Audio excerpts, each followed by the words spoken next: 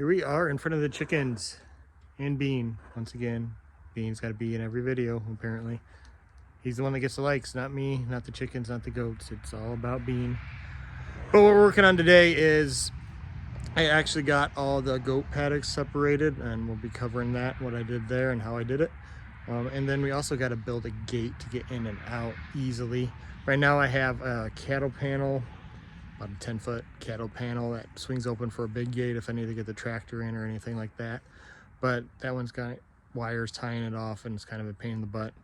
And then we use a old pool ladder to go over the fence to get in and feed them and stuff. But at some point here, we're going to be having in-laws coming and watching the kids, watching the farm while we go on vacation. So I'm not going to make my mother and father-in-law climb over the pool ladder to get in and take care of the goats. So I need to build a gate. So I'll show you what we got set up over there in a minute. But what we got right now is I need to build a gate kind of like that one right there, that one. But I don't want to spend about 170 bucks for a 4-foot gate. So I was thinking, what do I have laying around? And I got some we had a old chain link fence on part of the property that I took down. I saved all the poles and stuff because I'm one of those guys that thinks it's going to come in handy someday. Guess what? It did.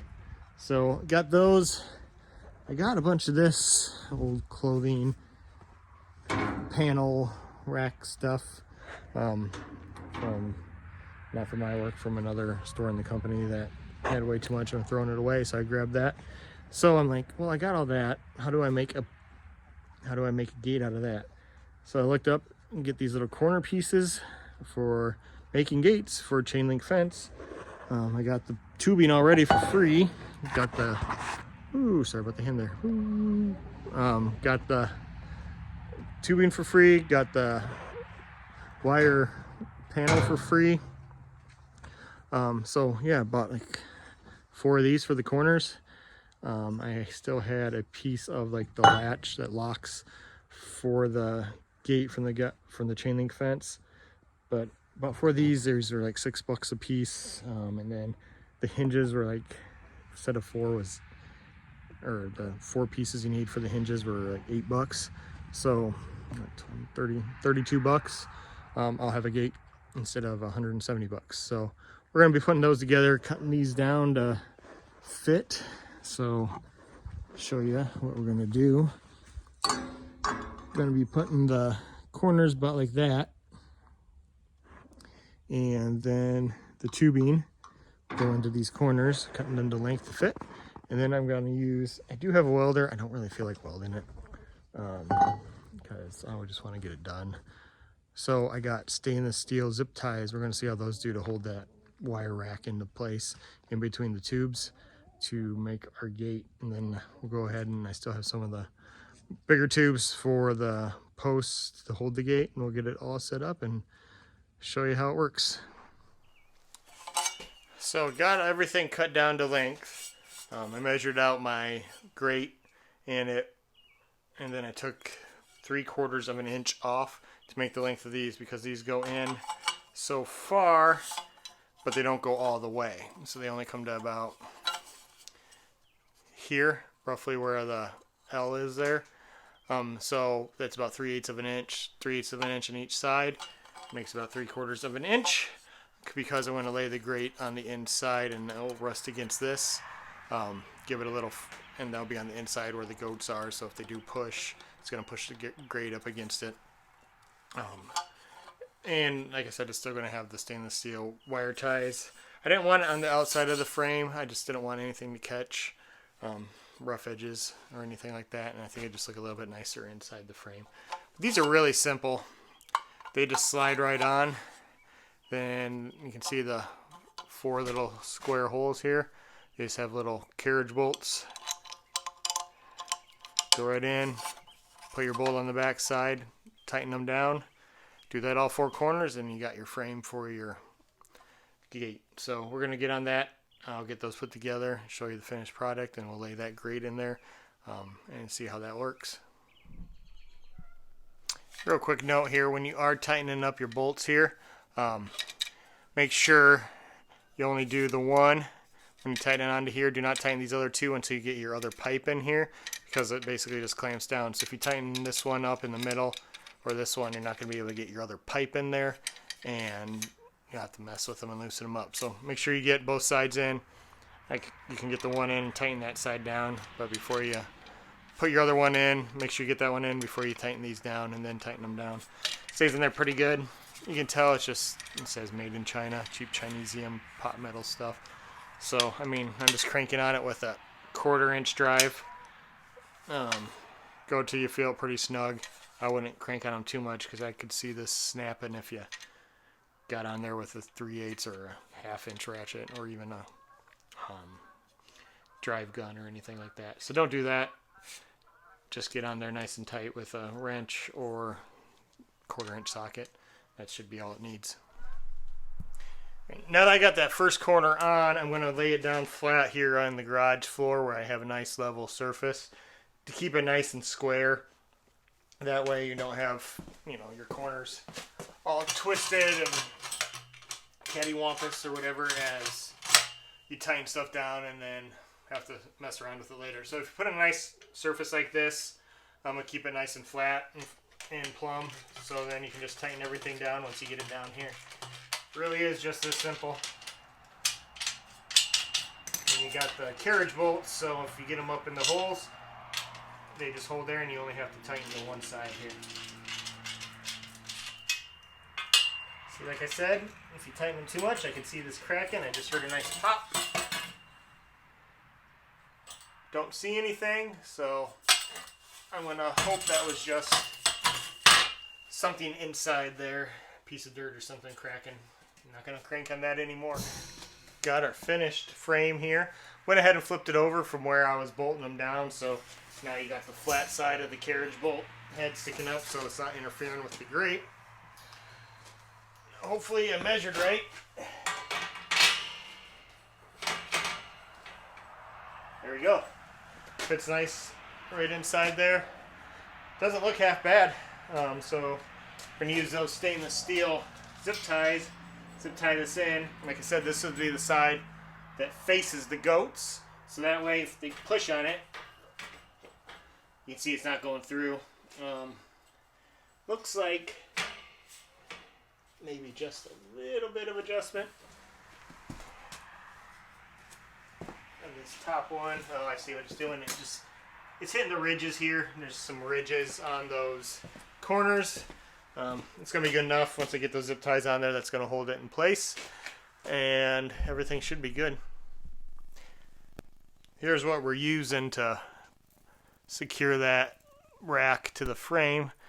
Just some stainless steel zip ties.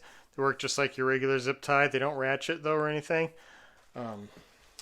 When you're putting them on, pay attention to where your little tail's going to be, because when you cut them off, they are going to be sharp just like the metal, like the regular plastic ones. So make sure you don't have them pointing in a direction you don't want. So what I'm doing, I experimented with a couple, got a couple wrong, just to see where I wanted them. So I'm just taking them through here.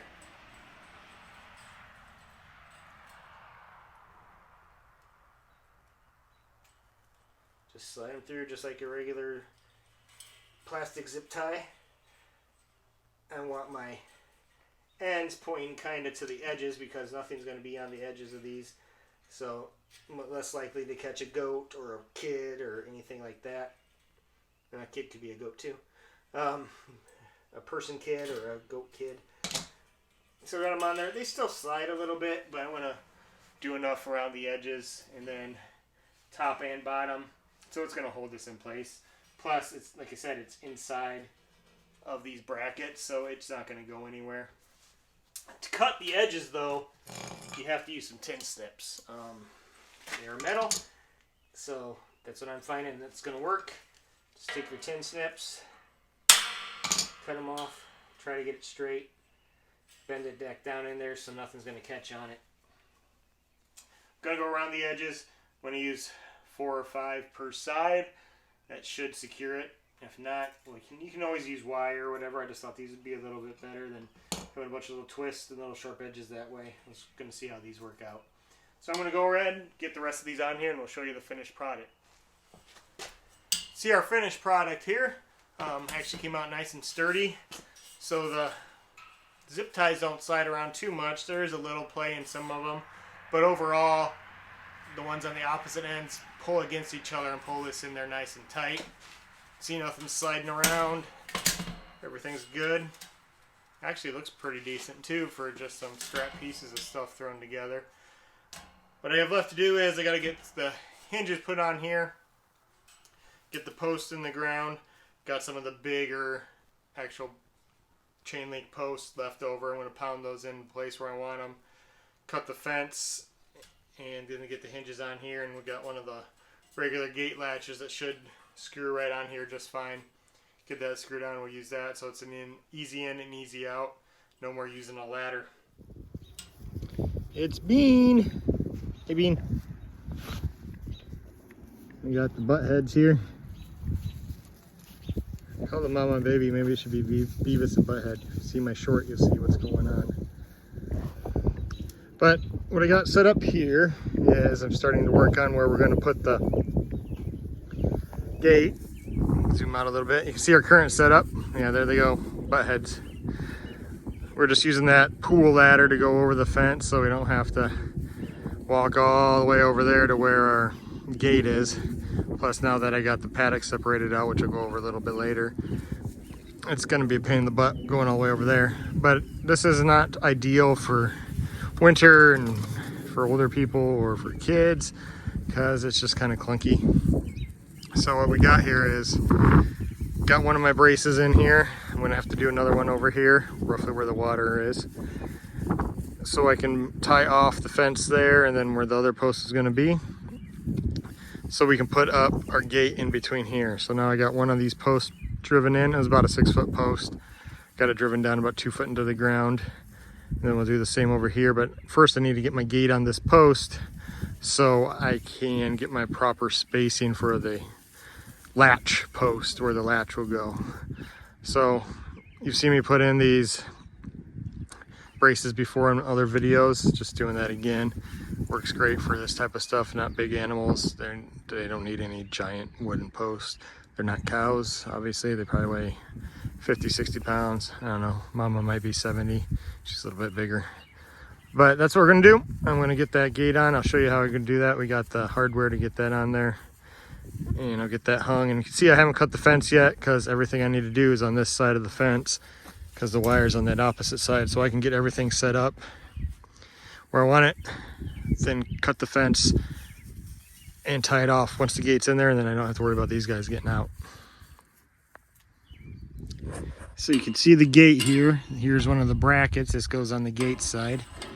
They just slide on like that, but the issue I am running into here is it's hitting this outside wire right here. It's not letting me get lined up completely straight. Once I do, the bolt doesn't want to go through. So I think what I'm going to do is,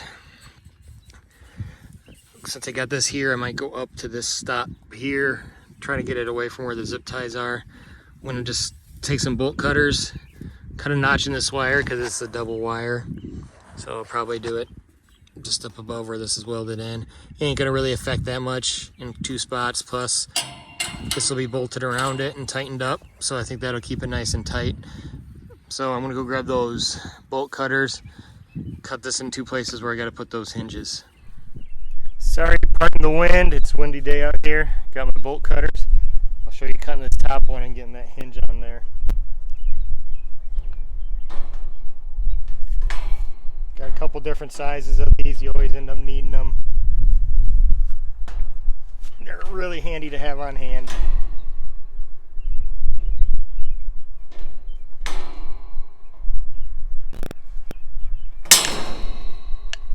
Cut that up there. Now you can see my bracket goes right in there.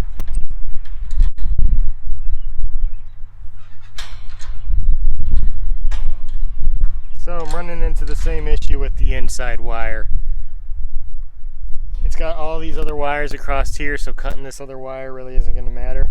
I'm I'm gonna cut both the outside and the inside one so I can get these on here and get that bolt through. Right now it's bumping up in there and not letting me get it through.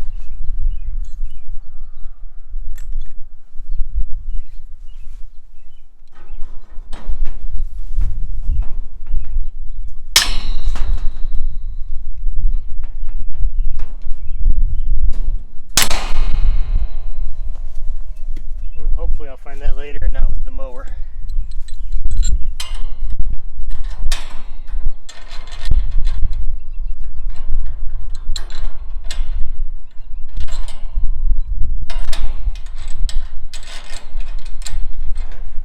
I was able to get that carriage bolt through there. Got plenty of clearance. Tighten that nut down. Do the same thing down there in the bottom. And then this is the other side. It's almost just like the gate we hung on the regular cattle fencing. This top one will go down. Bottom one will go up. And these will be adjustable up and down on the main post. So these won't be really that adjustable. I'll get them where I want them, but then I can adjust these on the post to get that gate the height I want. Here you can see, put the bottom bracket on the post. Went just slightly higher than where this one was, so that way I got a little bit of clearance off the ground. What I'm going to do is I'm going to put this top one on. They just slide on like that. Make sure I'm out of the way here. See, just slide on like that. Got the carriage bolt that goes through. So I'm just going to pop this on and snug it down a little bit. So then I can get the gate hung on the bottom one and adjust this to where I need it. Don't like having the pointy part of the bolt out on this side, but my gate's kind of in the, my fence is in the way on the other side, so it is what it is.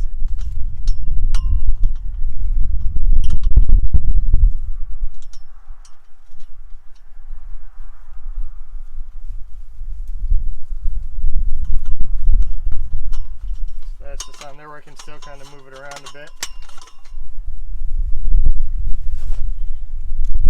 Ratchet. So I got my wire on this side, the goat side of the gate, so that when they push, it pushes back towards it.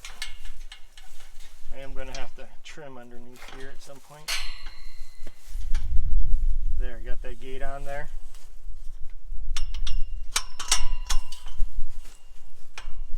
Then all I'm going to do is slide this one in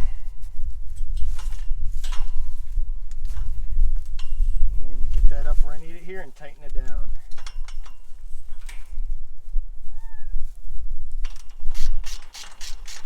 Yep, Bean's got to make his appearance again.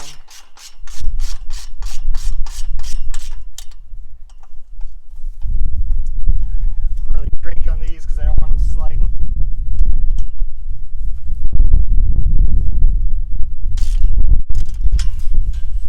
See how that goes. I got that adjusted up about another 1.5 inches, 2 inches, so now you can see gate swings nice and freely.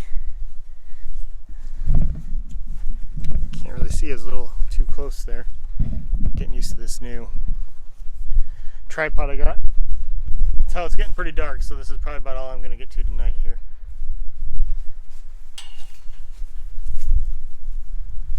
See there, swings nice and freely. Once the gate's gone, we'll be able to swing it inside if we want to, or once the fence is gone. So once we get that cut out, that'll go either way. But yeah, that's what we're gonna get to tonight. Gonna have to pop the little latch in here, and then I'll use that to get my placement for my other post. Next day, I got a bunch of stuff done after dark last night. Used the headlamp, finished it up a little bit this morning. See, we got the gate in, all the fence cut. Got a little carabiner on here. Use a little carabiner on there to keep the gate from opening the latch.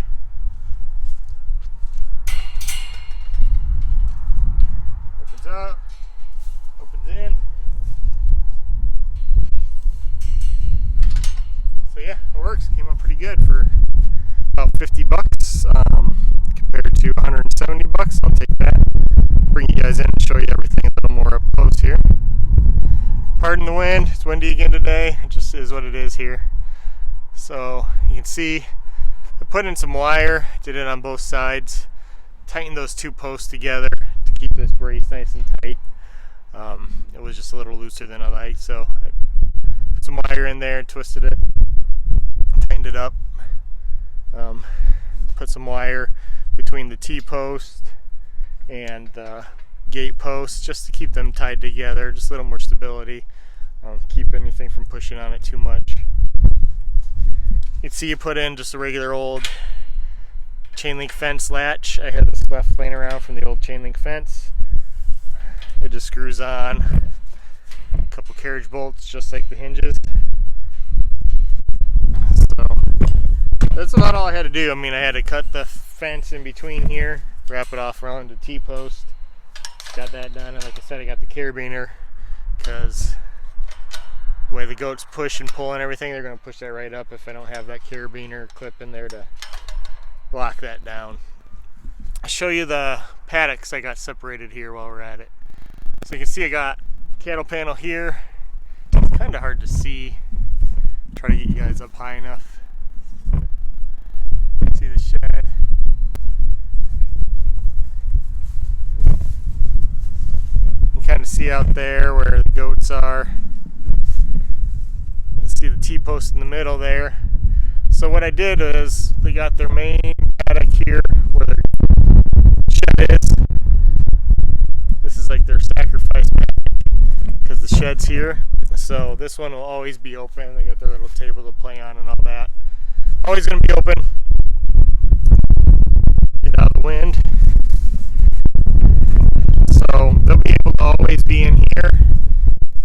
Whatever happens to the grass here happens.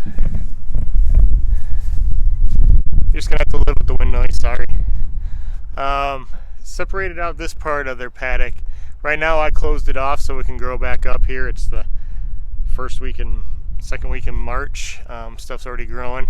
That was eaten down pretty well, so I wanted to close that off, let that grow up. We got a cut in the fence here from their old paddock into the new one I built. We got an upper half here. You see the fence there, a lower half down here. So all I'm doing to shut them off is using cattle panels that are just wired into place to the post. Got another one you can kind of see leaning up right here. I can take that, close off this opening in the fence, or I can angle it from this post to that post, or from that post to that post, that little post right there. Close off the different paddocks to be able to do kind of a rotational grazing. So when I can close them off, I can let stuff grow back up. Right now I'm letting them eat off in that new paddock, the old growth from last year. I'm going to close it off at the end of the week, so then they can eat that, so that will grow back up. When we're gone, we'll have some people watching the goats. I'm just going to open everything up to them and let them eat, and then I'll start rotating which ones are open and which ones aren't. They're not all identical sizes, so different amounts of time on each one. I'll just have to watch it. It's good to keep, I'm going to check on them every day anyway, so I can check on the grass and close and open as needed. Man, it's getting windy. So hopefully that will, I say so a lot. That'll hopefully keep them where they got some grass year round and not having to feed quite as much feed or hay. It's kind of close right here. Close right there next to that ceiling, that little overhang there for feeding and just for them to get some shade. But they can't really jump off of that, it's too steep. Baby likes to jump up on there and play all the time, but she can't get enough footing to jump over the fence, so that's good enough. So that's the goat paddocks. Got their fence, their gate, got all that done now. I'm pretty much done with the goat paddocks for this year. Still got to make the turkey paddock, which I'll put the goats in to graze down. I'm not sure when I'm going to get that done. It's been a busy spring. I'm trying to get as much done as I can. I actually got an earlier start with this nicer weather this year. You can see our garden's still dormant, still sleeping. Getting some seedlings going here pretty soon. That's it. got this done. Thanks for following. Please like, subscribe to the channel, help keep this growing. Hopefully you can learn a few things, just come along the journey with us. Should have some stuff coming from the wife pretty soon too, some freeze drying and maybe some of the plant stuff as well. So she'll be making her debut here pretty soon. You guys might like watching her better than me. So thank you all.